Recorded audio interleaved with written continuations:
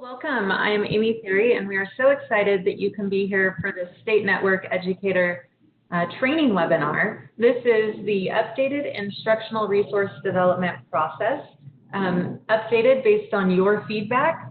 Just really excited to share this new training with you today. I am Amy Theory, the Director of Supports for Formative Assessment at Smarter Balance, and I'm so pleased that I am joined today by Tanya Parkins. So Tanya, welcome. Thank you. Hi, it's nice to be here. Hello, everyone. Tanya is a State Network of Educator from California, and if you were at the Portland workshop, you know she is the mastermind behind getting this organized and helping the Smarter Balance and helping take in your feedback so that we could put all of the resources in one spot to make resource development that much easier for you.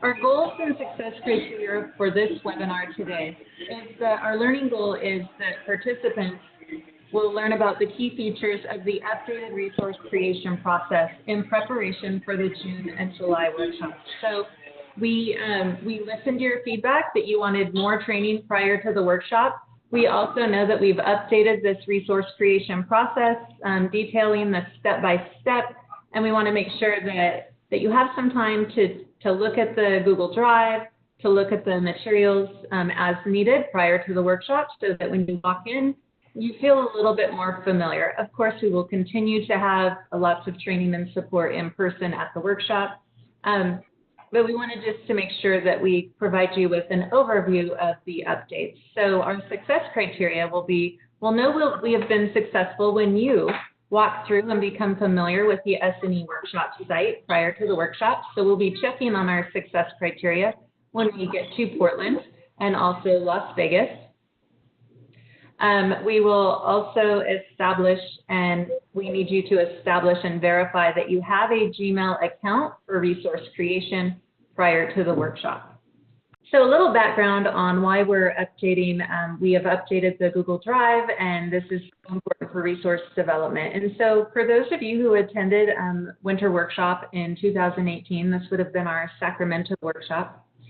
We started that workshop with training on exemplar reviews to calibrate our expectations for SNE resource development. We also updated our process to include just-in-time feedback using a collaborative model with table teams where you were to get feedback or to co-create your resource with at least 3 other educators prior to posting. And then after that workshop, as we were reviewing and posting resources, we really had great feedback from the state leadership team.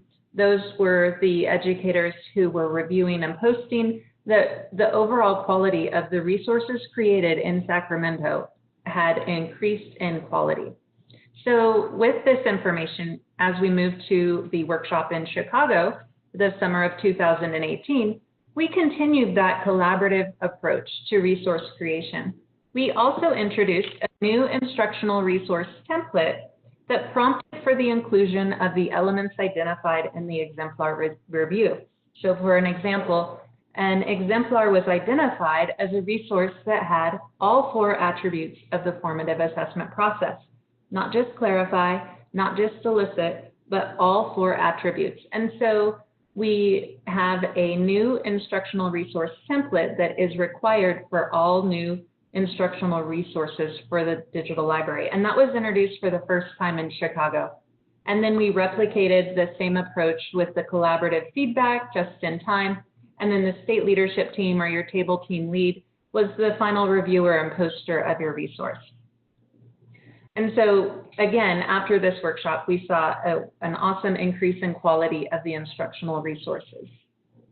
And then at this past workshop in Portland, this past winter workshop, we introduced a new feedback checklist. So again, from that workshop in Chicago, we always do our SNE feedback at the end of every workshop. And we heard loud and clear that you love providing each other with feedback, but you wanted some more guidance and support on that. So we introduced in Portland a new feedback checklist, again, that was based on the information that came out of your table teams when we reviewed those exemplars.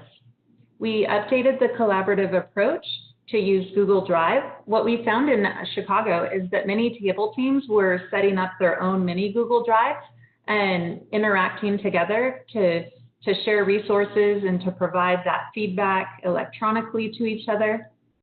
And so we also had feedback that we wanted all of the resources in one place. So the templates had been in the forums where some other information had been emailed. So we took your suggestion from Chicago and created a Google Drive where we could put all of your materials and the opportunity to provide each other with feedback in one easy location. Also in Portland, we added a copyright question guide, which is a choose your own adventure of sort, which will take you step by step through copyright questions, because it's so important that we have the right copyright, that we have copyright permission before we put something into the digital library. And then we also added a layer for copy editing. This is at the end of your resource development, and we have a couple of copy editors on contract with us, and they review all of the resources submitted, and this happens at the end of the review. And so that Google Drive really helps us with that process as well. So as we move forward for the 2019 summer workshops, spring, summer in Portland and Las Vegas, we will continue to use this Google Drive process. We've replicated the same collaborative approach. We're providing that SNE training webinar today, and we'll also have updated quality criteria and checklists that has been developed in response to the feedback checklist, and we'll get that out to you before the workshop.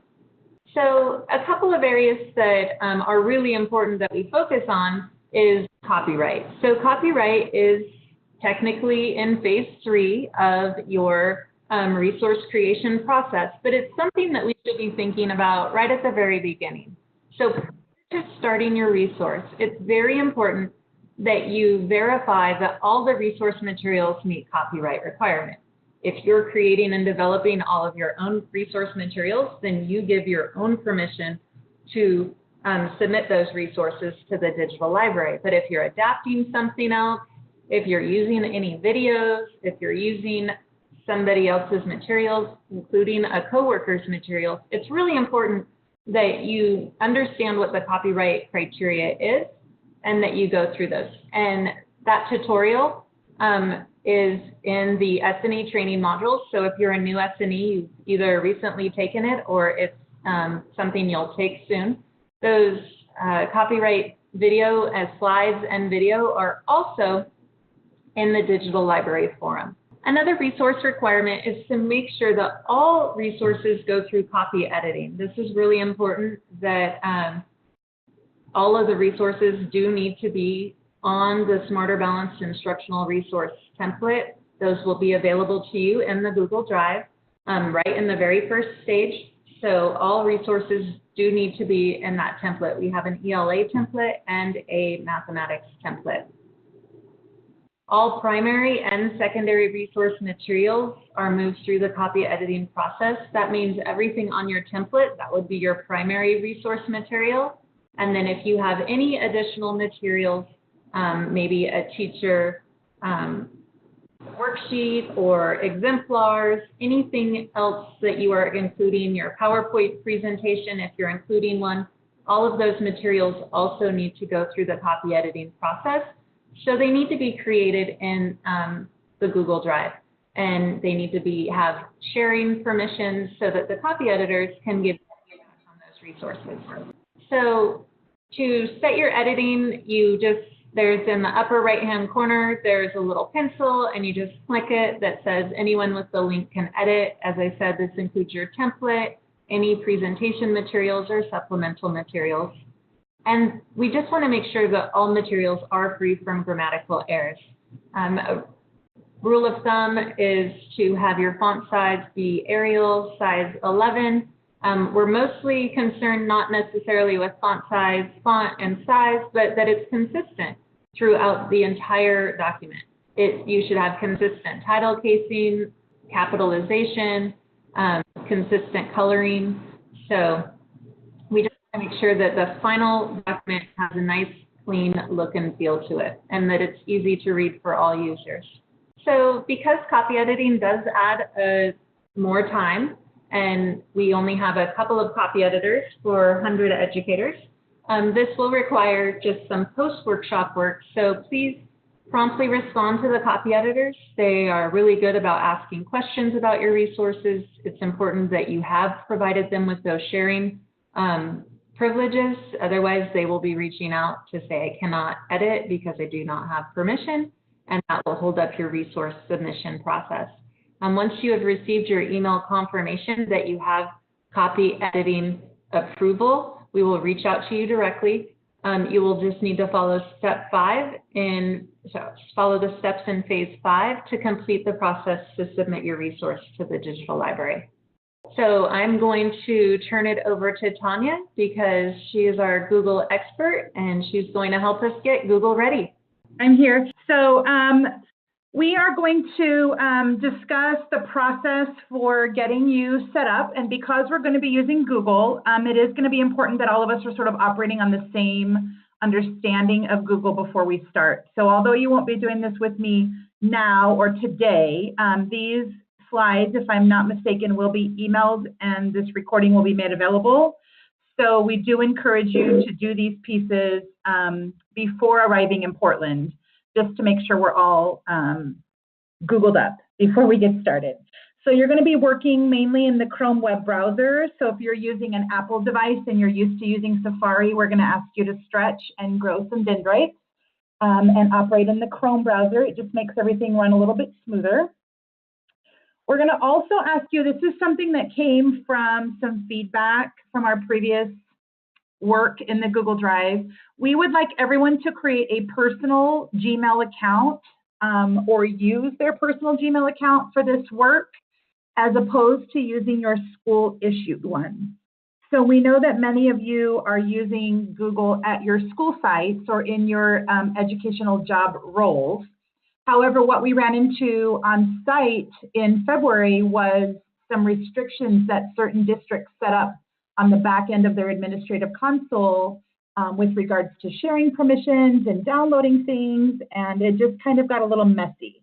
So it's really, really going to be important that we, it's going to be important that we all use our Gmail account or something that you are going to be able to access no matter what. So that's the point for your Gmail account being set up as a personal Gmail. If you have one that you use all the time, great, we'll use that one.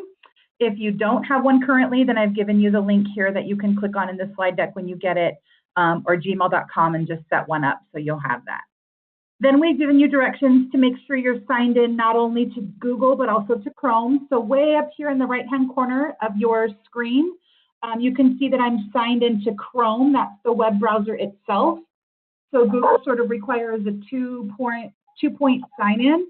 It requires you to be signed in on your Google Chrome browser. And then it also requires you, so if I go to the Google homepage, it also requires you to be signed in here to Google. So you'll need to be signed in Chrome and Google with the same matching email account. So if those end up being different somehow, then there'll be some confusion in communication. So super important that you're signed into Google and Chrome with whatever that Gmail personal account is that you prefer to use. So I hope that makes sense, but just going to be important to iron out any of those kinks before we get there and make sure that we are all operating on that same understanding. If you're using a school-issued device, like a Chromebook or a web laptop or something like that, please make sure that you are able to access an external account on it. Sometimes our Chromebooks and school-issued devices won't let us access anything but school-issued email. So make sure that that's kind of handled before we get there as well, please. I think I'm going to ask anything now that we need to handle before that.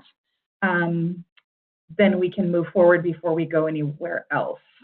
So I see some chatting about different accounts from our personal accounts. Yeah, totally. I think up to you. Amy's right. I like to keep personal and work. So before this, I did have one set up that you could literally just call, SNE Digital Library work at gmail.com. Like you can just make that. So I would definitely recommend creating something, because we are going to be emailing you and asking questions. If you don't want that mixed in your personal email, just consider that.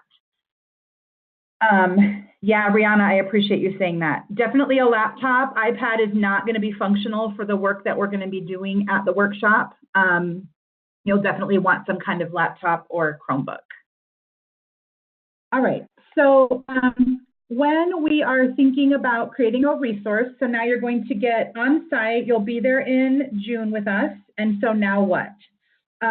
So everything we've done for Portland in June is going to be housed through this website link, and this is just a bit.ly link, and it is case sensitive. I did customize it. That came out of some feedback from last workshop. So it's bit.ly/PortlandJune.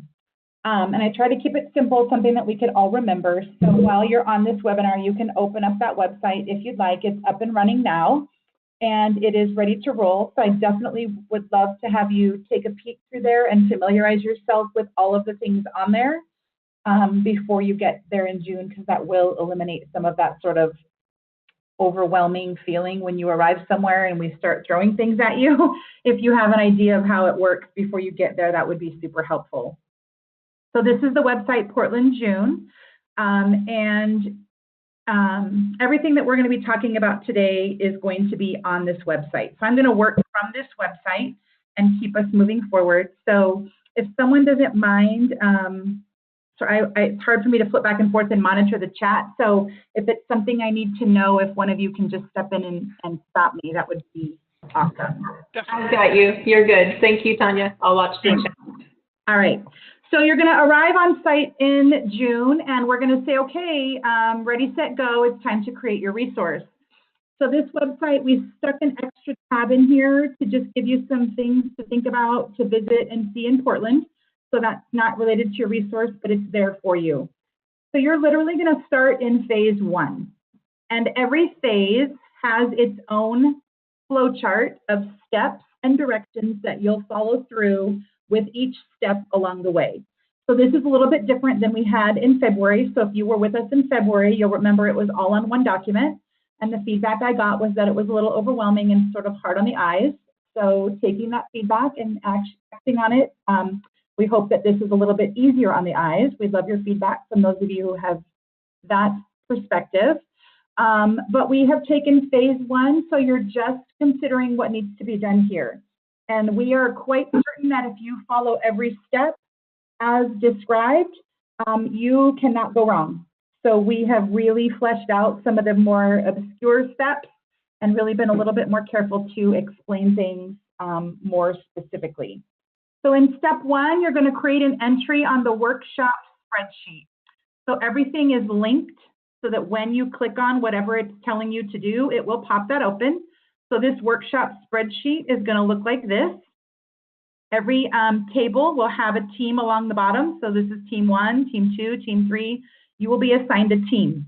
Whatever team that is, your first task, as you can see on your flowchart, is to create an entry along the bottom of your worksheet using columns A through J. So you'll only fill in columns A through J. That's the first 3 and then the light blue ones, which is your name, phone number, what state are you in, what is your email address, the one that you set up to use for our work here. So just to kind of identify yourselves in our spreadsheet. That's the purpose there. Then you're going to make a copy of the template that Amy spoke about earlier. So if you're going to create an ELA resource, you'll open this one. If you're going to create a math resource, you'll open this one. And I'm not going to open them now just because they will force us to make a copy and so forth, but that's just your template that you will literally be filling in the blanks on. This way, all of our resources look the same. Our end users know where to find. If they're looking at multiple resources, they know where to look for the accommodations piece. They know where to look for the targets. They know where to look for the differentiation. So this just makes them all sort of look the same by starting with the same template. They're going to open that up, and that's going to be your blank slate. And then you're going to, it's going to open in Google Drive. So step 3 directs you to change the title. All of these little question marks here are live tutorials and written descriptive tutorials step by step of how to do that step. So if you aren't sure how to make a copy, you can click here and it will walk you through that process. If you aren't sure how to change the title in the Google Drive, maybe you're new to Google, this will walk you through the process. This will tell you to change the sharing settings. This is how you do that. So again, we've tried to include all of those tutorials along the way, and we will all be there to support you as well. This sharing piece, guys, super, super important. This is kind of one of the biggest pitfalls that we found during the last workshop with people forgetting to change their sharing permissions. And we need it to be open to anyone can edit, because the copy editors, myself, Amy, your table lead, and other people will need to have access to it to be able to jump in and change things and edit with you. So please know that you're going to change that later. You're going to lock it back down, but at the beginning and during your creation process, we need it to be open that anyone can edit. So we'll show you how to do that as well. You're going to copy and paste the link, and then you're going to have this tutorial guide. So we've given you the template. Well, that's really great, but how do I fill out the template? So this step 6 will have you open the template guide, and it will have you telling you exactly what needs to go in each box. You also notice as you slide down the page on this website, there's the workshop spreadsheet is already here for you. You can access that as an individual item. And then anything referenced here in the flowchart for phase 1, all of those links out to all of those documents are also here as individual documents. So if you just want to get to it again, or where was that, I don't remember, these are all individual templates and documents for you related to that particular phase. So here's your template. Here's what goes in each box. That's for ELA. Here's your math template. Here's what goes in each box. So we tried to make it super simple. At the very bottom, all of those little question marks that I referenced earlier, those are all housed together in one big slide deck. So if you want to go back and find a particular tutorial or watch them all ahead of time, they're all embedded in that workshop tutorials. I hear chats coming in. Is there something I need to do before I move to phase 2, or are we good? You're doing great, Tanya. The comments coming in has been that they love the look and feel. It's easy to read. Some didn't know what it looked like before, but that this is super easy. Others have said that it is a great improvement from February. Thank you, Tanya. Additional questions that have come in have been regarding your assignments, and so I can speak to that. Have been what? About the workshop assignment. So about a week before the workshop, we will send you out an email that will tell you the grade level and content that you'll be working on.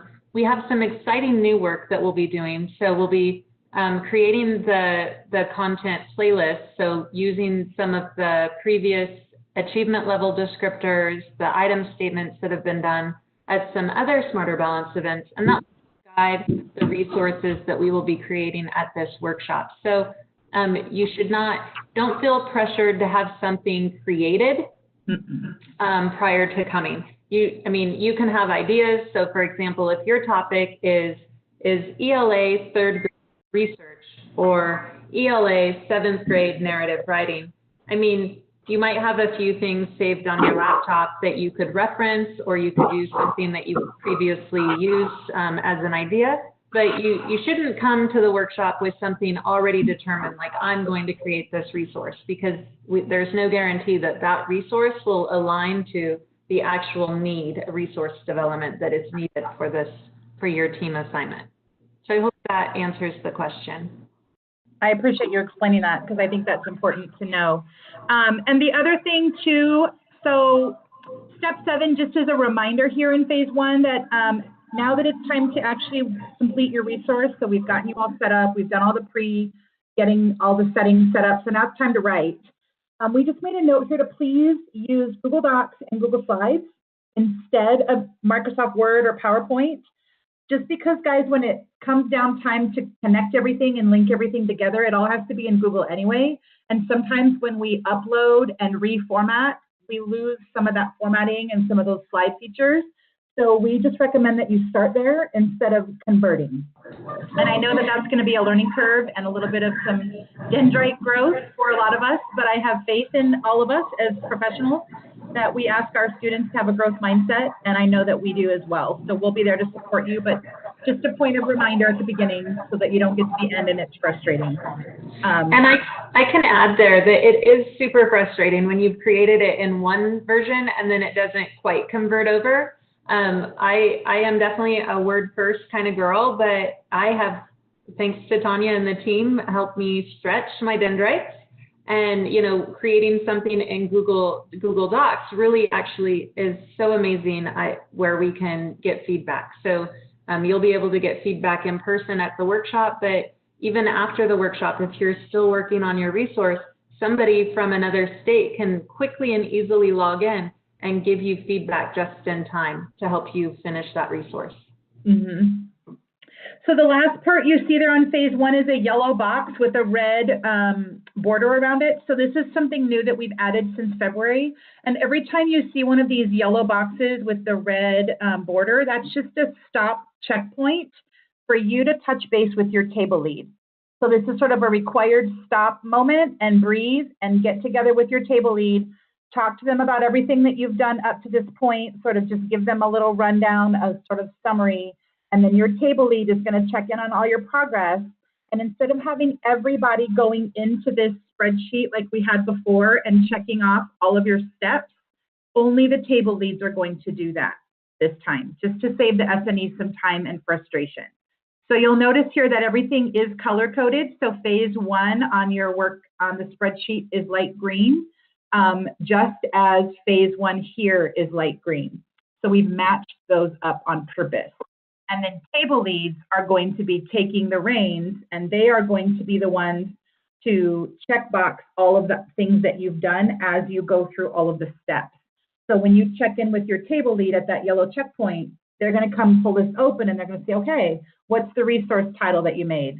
Who are your co-authors? Did you get your link shared in here? Does it work? Are your sharing permissions set up? So we found that it would be easier from feedback from last time.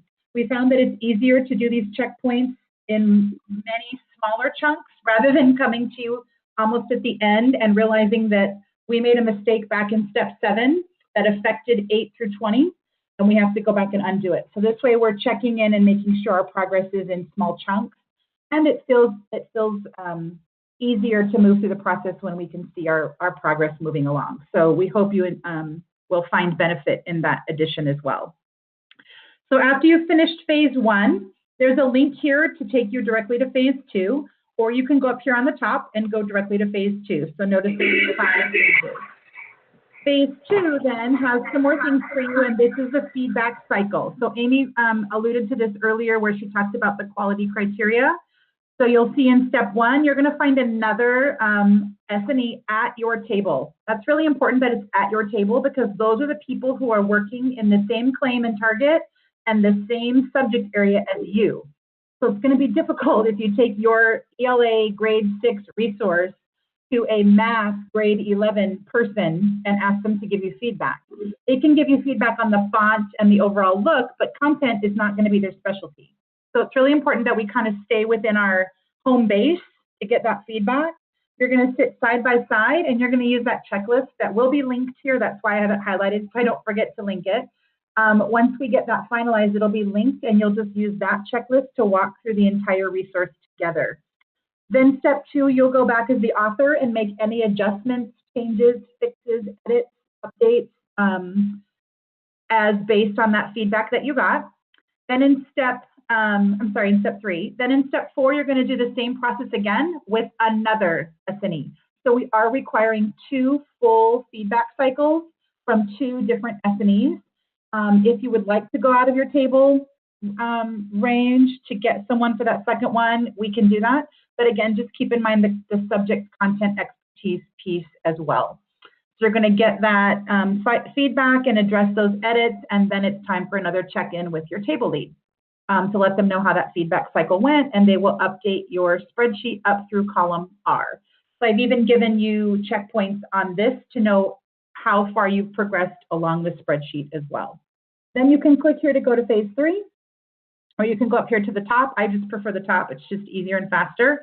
Those little go to phase 4s are going to open the single document, this single phase document. So if you want the full comprehensive piece, you're going to want to use the tabs at the top. Phase 3 is all about copyright. So Amy kind of already spoke to you about the importance of copyright. I felt like in Portland, and maybe some of you who were there and who experienced some of these frustrations post-workshop with copy edit questions, felt like that was maybe a weak link in February. So we really worked hard to strengthen that. And so we've created this copyright checklist that Amy sort of spoke to you about before. And it looks like this. It's just going to literally be a choose your own adventure. That's kind of what I call it, because it's interactive. So after you read each slide and you click next slide, it'll take you in and it will ask you questions along the way about your resource. And depending on how you answer those questions, it will then take you to the appropriate next slide that matches what you're telling me or what you're telling the slide are the answers about your resource. So that way we can make sure we really hone in and get your resource copyrighted, or if it needs permissions or not. But these questions are very specific on purpose, and your responses will direct what slide goes next, depending on how that happens for you. So are they all your original work created by you? If everything's your work created by you and you didn't use anything from anybody and you press yes, then we're good, right? That's kind of the whole point. But if not, if you had answered no, it would have taken you to another question to dig in a little deeper and so forth. So we really tried hard to make that copyright piece a little bit more interactive. We dug in a little bit deeper with some more specific questions. And then we're also giving you a little bit more specific feedback on how and when you copyright and what that would look like. But notice that we also built in a checkpoint here in phase 3 right away. So we definitely want and will have table leads as part of this copyright process. So if you're not sure, or you get to a question and you're not sure how to answer it or how it applies, then definitely bring in your table lead or myself or Amy or somebody at that point that we can help you make sure that we get it copyrighted, because it is a matter of legality more than it is a matter of compliance. So we want to make sure that we're doing the right thing at the right time. There's just a few questions on here that are just general questions that sort of came up regularly, and I put those right on this page. But then that copyright checklist is really going to be your key to knowing where you go from there. And just a huge thank you, Tanya, for all of the, Tanya's done an excellent job of writing down the questions that she's gotten. I mean, just the information on YouTube alone is so important. But thank you so much, Tanya, for all of your work on this, because I know when I was in the classroom, I didn't think about copyright as much. So I really appreciate your work on this. My pleasure. I've learned a lot. Certainly, I've learned a lot from copyright from doing this as well. So phase 4, now everything's written. You've gotten feedback from your SNE. You've gotten copyright set up. Everything's sort of ready to roll. And now it's time to sit with your table lead and get side-by-side feedback with that criteria checklist between you and your table lead. So basically, it's another third set of eyes looking at your resource. So when you're going back to your districts and back to your schools, and you're advocating the use of the digital library and really encouraging educators to use it, you can say with certainty that every resource that's being posted on the digital library at this point is at least being vetted through three different educators. And I think that's huge, because a lot of websites that have educational materials on them cannot say that. So we know that our stuff has gone through multiple feedback processes, which makes it even more rich. So you're going to go through your feedback with your table lead, you're going to address any edits, and then you're going to check in with them again to show them that you've made all the edits and the corrections. And this is where your table lead is going to say, yes, your resource is now ready to send off site to the copy editors, or no, you need to go back and fix a few more things. Once your permission is given for you to submit your resource to copy edit, you will click this form, which is a Google form, and it will open up for you to fill out. And at the very end, it asks you to paste the resource, the Google Docs link, your shareable link, and we can show you how to do that as well, into this form, and then submit. Once you press submit, the copy editors are automatically notified via email that you've submitted, and now they have a link to your resource, to be able to go in and check your work and give, make any edits and make any changes that need to be made. And then the communication will begin. If they have questions or if they need clarifications, they or I will be emailing you to ask those questions or get clarifications. Or in the rare case that someone forgot, we might need to get sharing permissions opened up from you. So that's, again, where that piece was really important about making sure that you're monitoring the email address that you give. So if you create a new email address for this workshop, please remember to add it to your phone so that if you get an email, you'll be notified. Because if you're anything like me, sometimes I forgot that I set that email up, and then 2 weeks later, there's 14 emails about where are you and why are you not answering me. So just really important that you're available for that communication so we can get those posted in a timely manner. But that's what that form is going to do, is going to send your resource away. While that resource is being sent away, you are going to create something called the resource card image in step 4. So hang on to that name in your mind. And then you're also going to create something called a cover profile. So I have 2 words that you're kind of hanging on to for a second, resource card image and cover profile. So I'm going to pop over here to the digital library just for a second. So those of you who are new, you will be creating a resource card image and a cover profile for your resource in order to upload it to the digital library once it's out of copy edit. So right now it's off in copy edit and being looked at, but while that's happening, we don't want our time to be wasted. So we're going to get a head start on creating the back side of it. So when you're looking at this page of resources in the digital library, this is what it looks like. And these pictures here, these little thumbnails, these are called resource card images. So this is basically an end user educator's first impression of your resource. Notice that they're colorful. Notice they have the name of the resource on them.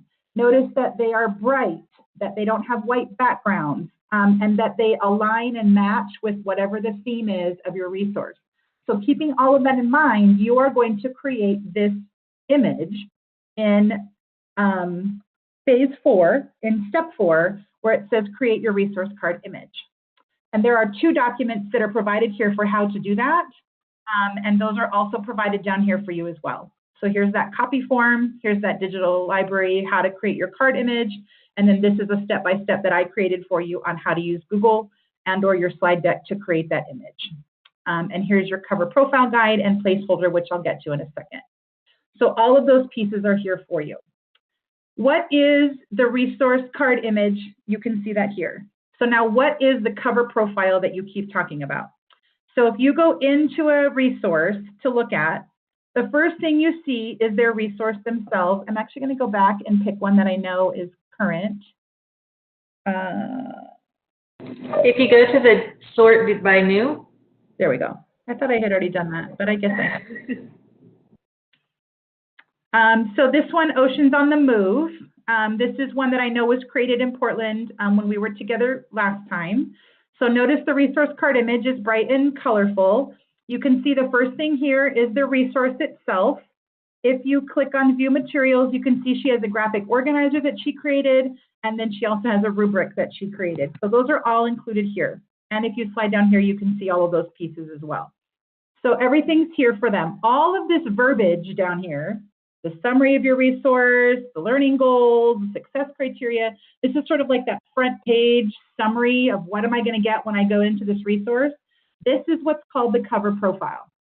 So it's going to look a little bit different when you're creating it, but know when you're creating it that it manifests to look like this.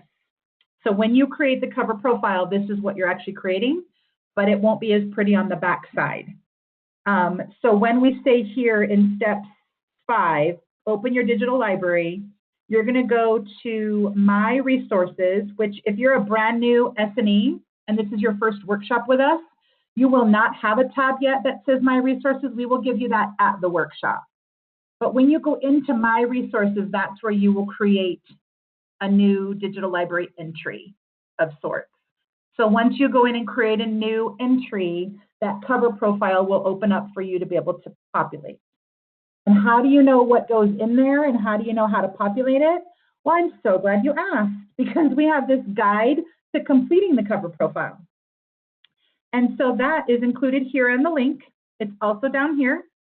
And basically this takes you through every field in the cover profile, and it's taking you through each field, the add materials field, the add resource card image field, the license field, and it tells you exactly what you'll need to put in there. Some of it will be copy and pasted from your resource. Some of it will be copy and pasted as verbiage from this document, and some of it will be up to you to populate. So that's all there for you. You don't even have to think. You just have to follow the directions as they are provided for you there.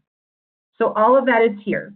There's one little rub that gets a little bit tricky. So step 6, you're going to copy and paste the URL, and it asks here, did you upload the resource placeholder?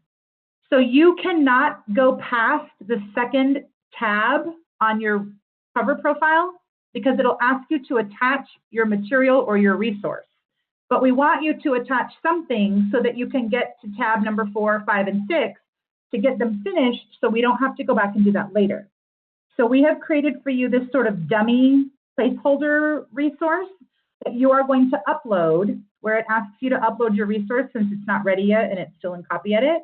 You're going to just upload this sort of general placeholder for now. And then you're just going to save everything and save it on hold until your resource gets returned back to you fully edited. Then you're going to go back into your cover profile, delete the placeholder, and replace it with your actual resource. Everything else is going to still be there that you already populated, and then you can upload it to be approved for posting. So that, I wanted to make sure we explain that step so that you can see you just need that little red document in order to be able to get to section number 3 to fill out, because it won't let you go past 2 without uploading something. So we just created something for you to upload. So I'm going to pause there before we go on to the final phase 5 and make sure everybody's still with me. Anything that needs to be addressed, Amy, or are we good to move? The feedback has been extremely positive. Just thank you so much. This is very informational. It will walk us through. It's very clear. So thank you. Okay, perfect.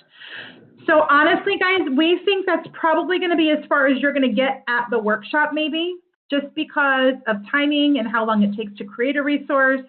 And then you're going to check in with your table lead here, and table leads are going to double check your resource card image, making sure that's ready to roll.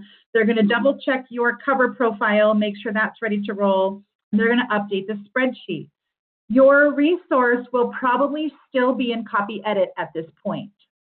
So we don't go to phase 5 until you get your resource back from copy edit. We think that a lot of phase 5 is probably going to be done remotely from home. So just keep that kind of in the back of your head. It's possible that those resources will get returned back while we're still there, but we're not thinking that's going to happen because of when we probably will submit them. So step 1 in phase 5 says wait for your informational email, your confirmation that your resource has successfully completed the copy edit process. Until you get that email, you cannot do any of phase 5. So that's the beginning of phase 5. That email will come from me, and it will come in the form of, congratulations, your digital library resource has been returned from copy edit. Please follow the phase 5 steps to get your resource submitted for posting. And so you're going to hop over here to phase 5. You're going to change all your permissions. I told you you're going to change them back to view only now because it's done being edited. This is the part that we have to do because we cannot upload Google Docs with links. We have to upload PDFs. So we're going to save and download everything as a PDF, all your slide decks, all your worksheets, your resource, anything connected to your resource is going to be downloaded as a PDF. How do I download it as a PDF? Well, I'm glad you asked because there's a little blue question mark that will walk you through how to do that. You're going to save those to your desktop. You're going to go into the digital library, open that cover profile draft that you already created when you were at the workshop, had everything in there, and you had that placeholder in there. So step 4 reminds you to delete the placeholder and now add the PDF of your resource as the primary material.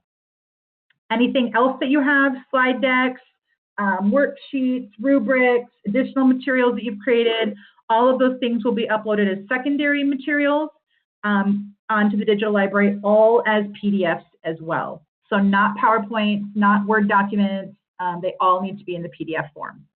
Step 7, after I email you and tell you that so you're going to upload all of those things and you're going to post it to the digital library. Once, oh, there's a step missing. I'm going to have to add that in there. So step 6 says upload all your materials and then click submit to the digital library. Then I or somebody else, probably me, will go in and approve it, provided that it meets all the criteria. And you'll get an email from me that'll say, congratulations, your library website has been posted, your resource is done. So once that happens, you're going to go into the digital library and search for it to make sure you can actually find it. You're going to grab the HTML link from the top, from the address bar, and you're going to paste that over into that workshop spreadsheet we talked about. So that way I can access it and Smarter Balance can access it to then link it to a playlist. So it's really important that we do that final step. And then you're going to do an email probably check-in with your table lead to say, okay, I've done all this, I've done all this, I've done all this, sign me out, I'm all set. So everything that you need for this phase is also included here, which is just those tutorials on how to. So 5 phases, 5 complete sets of directions, and hopefully pulling them out separately is an improvement for you over what we had in February. Yeah, thank you, Tanya. So let's just pause right there. We did have a couple of questions at the end regarding what is our expectation at the workshop, how many resources do we need to complete. So as Tanya said, the idea is that you will get to the copy editing phase by the end of the workshop. So you will have submitted your resource to copy editing. If you haven't, that's okay. We would expect you to follow up in the next week or two post-workshop so we can get that into the copy editors. Each educator is responsible for one resource. We understand that if you're a new educator, sometimes it's helpful to pair up, but we do need to keep in mind that each educator is responsible for one resource. So what that means is if you pair up, then if Tanya and I pair up, then each of us needs to have a resource. If Tanya submits both of them, that could be okay as long as I make sure to contribute and don't just leave it all on Tanya.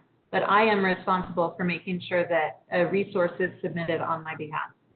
And actually, so I included that here. This came up at the last workshop. So if Amy and I, for example, were pairing up and working on a resource together, Amy would maybe link our resource on her line here, and she would list my name here in column L as a co-author. And then the recommendation would be that when we go to write the second one together, that I populate that resource under my name and my row and list her as a co-author, so that she's posting one to the digital library under her name and I'm posting one under my name. It does make the bookkeeping a whole lot easier to be able to find them. So we're going to go back to this spreadsheet to be able to see who is the author. That's the person on the left. So if Amy was going to do 2 resources, she would essentially need to have her name on this spreadsheet twice. I hope that clarifies. It does. Awesome. So next slide. So thank you, Tanya, for all of your effort on putting the Google Drive together. It's so amazing to have everything in one spot, and it's just so amazing to see how we've been able to take this feedback starting in Chicago to have everything in one spot. We started with one landing page, and now we really have this step-by-step. And the work that's been done just to support us through the templates, how to complete the templates, how to ask and answer the copyright questions, just excellent work. And we really just appreciate your work and commitment to help us grow here at Smarter Balance and to support educators. So let's just walk through a few reminders. Again, we do want you to set up your own personal Gmail. This is important because, as Tanya mentioned, some of your school Gmails will be blocked. We ran into that post-workshop, and so we want to make sure that you can have access, that you can share. So please set up your own personal Gmail. We know that some people don't like to have a footprint online, so it is okay to just set one up just specifically for your SNE resource creation work, and you do not have to have it be connected to your regular personal account. We do recommend that you download the Chrome web browser onto your laptop. It's because, like devices work together. So your Google Drive will work better with Chrome. That doesn't mean it will not work in an Internet Explorer or Safari, but it will work better, which will help ease your frustration if any were to come up in the long run. So we just truly recommend having like resources. We will send out these slides post-webinar. We will send them out to you prior to the workshop, so you will have an opportunity to see the slides. You can watch the video embedded in the presentation, and you can also walk through the website. So that website you can access now just by typing in bit.ly Portland June. Go ahead and let us know in the chat box if you've already been able to open the bit.ly Portland June. We do recommend that you bookmark it. We will send it out to you in an introductory email prior to the workshop when we send that information about your table assignment, what grade level, what content you'll be working on. So we will be sending that out. That's when the webinar will come out with you about approximately a week before the workshop. So again, set up your personal Gmail account before you come to the workshop. Make sure that you have Chrome on your laptop. It is recommended that you bring a laptop or a Chromebook and take an opportunity to walk through the website just to familiarize yourself. Again, it is not required and not expected for you to complete a resource prior to coming to the workshop. We will be identifying those resource needs and working through that together at the workshop. Thank you, everybody, for your feedback. We're really excited to use this new bit.ly and the new process in Portland and also in Las Vegas in July. Thank you for joining us and have a wonderful afternoon.